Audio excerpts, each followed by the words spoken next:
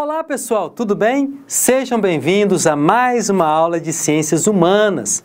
E hoje nós vamos corrigir a atividade número 1. Vem comigo? Vamos lá começar a correção? Questão número 1. Trata da Revolução Francesa, uma revolução que foi determinante para o início da Era Contemporânea, que é esse período que nós estamos vivendo. Então vamos lá, gente. Após a Revolução de 1789, a França viveu um período de grande instabilidade, marcado pelo radicalismo e pela constante ameaça externa. Assinale a alternativa correta em relação a esse período. Olha só, gente, vamos ver a letra B? O golpe do 18 Brumário representou a queda do diretório, regime que se pretendia representante dos interesses burgueses, mas que era inepto a governar. Exatamente. Na letra B, nesse golpe do 18 Brumário, nós vemos, sabe quem chegar ao poder? Esse camarada aqui, que eu vou escrever o nome dele, Napoleão. Depois de um período turbulento, que foi o do Grande Terror, o diretório surgiu justamente para manter a estabilidade política após a grande crise que foi o período do terror. Só que ao se mostrar inepto, foi mais do que necessário a chegada de Napoleão Bonaparte ao poder mediante o golpe do 18 Brumário. Tá certo? Questão 2. Vamos lá, gente. Um dos fatores que contribuiu para a eclosão da Revolução Francesa foi o aprofundamento dos conflitos de classes, fazendo surgir novos grupos no cenário político. Do ponto de vista social, podemos afirmar que a Revolução Francesa, item 1, traduziu o desejo do terceiro Estado, ou seja, terceiro Estado que era formado pela burguesia. Eu vou pôr burguesia e os camponeses, porque num primeiro momento, as duas classes que formavam o terceiro Estado estarão unidos em suprimir a ordem social baseada no privilégio aristocrático e na sociedade estamental. De fato, no começo da Revolução, quando a Revolução eclodiu, o terceiro Estado vai buscar essa igualdade de classes. Por isso que o lema, o maior slogan da Revolução Francesa é o quê? Liberdade, igualdade e fraternidade. Propiciou o retorno dos privilégios sociopolíticos do antigo regime, apesar de implementar medidas extremas como o terror e a violência. Esse item está meio certo. De fato, houve uma implantação de medidas extremas, como o terror e a violência, porém, não propiciou esse retorno dos privilégios, de jeito nenhum. Tanto é que as classes sociais que eram detentoras desses privilégios serão destronadas do poder. Terceiro, promover uma sociedade igualitária com o estabelecimento do sufrágio universal, o direito à propriedade e a igualdade de direitos políticos entre as classes. Também essa daqui está errada, sabe por quê? Porque não teve um sufrágio universal. O que nós vimos foram apenas os homens votando, as mulheres não poderiam votar. Quando eu falo sufrágio universal, quer dizer o quê? A eleição. Não teve esse sentido.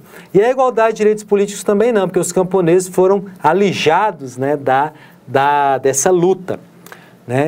Quarta, engendrou mudanças sociopolíticas que permitiram à França inserir-se no contexto capitalista. Sim, a França deixou de uma realidade da Idade Média para uma realidade capitalista, beneficiando a burguesia, sim, que se apropriou dos efeitos da Revolução. Exato. Então, o item correto é a letra D, número 1 e 4, tá certo? Então, a questão 2, que se refere à Revolução Francesa, é a letra D de dado, tá certo? Vamos para a terceira questão? Vem comigo? Os pensadores do liberalismo econômico, como Adam Smith, Malthus e outros, defendiam o quê? Esses camaradas aqui vão ser os pais do liberalismo econômico. E o liberalismo econômico vai defender o que diz a letra D, a liberdade para as atividades econômicas, ou seja, o livre mercado. Na visão desses pensadores, o Estado não deveria interferir na economia e deixar o livre mercado agir, ou seja, a lei da oferta e da procura. Tá bom? Na questão 4, vamos ver o que tem a questão 4, olha só.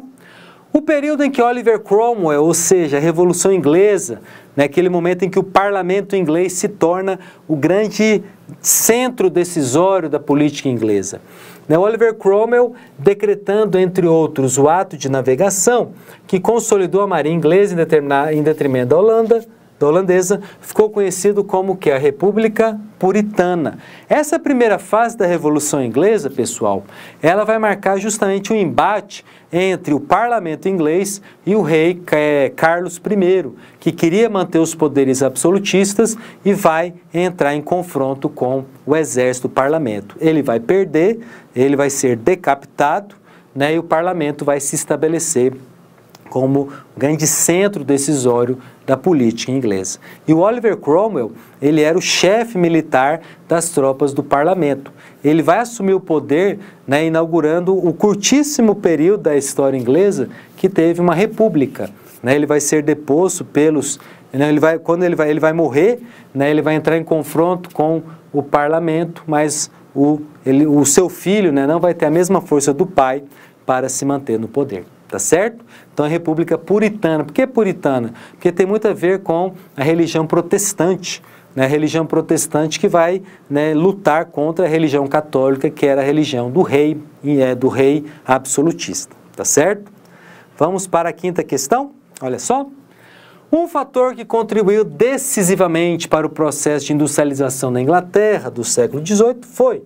Ou seja, eu estou falando da Revolução Industrial, né? E o processo que vai contribuir vai ser o quê? A acumulação de capital resultante da exploração colonial e também do comércio. Isso daqui que vai gerar grana para a Revolução Industrial.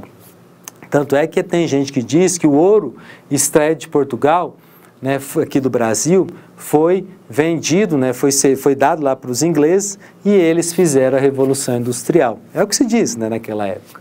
Então, pessoal, assim nós corrigimos as 5 questões relacionadas às revoluções burguesas, ou seja, Revolução Inglesa, que foram as primeiras questões, a Revolução Inglesa, né, que foi essa última, e agora a quinta questão foi Revolução Industrial, tá certo?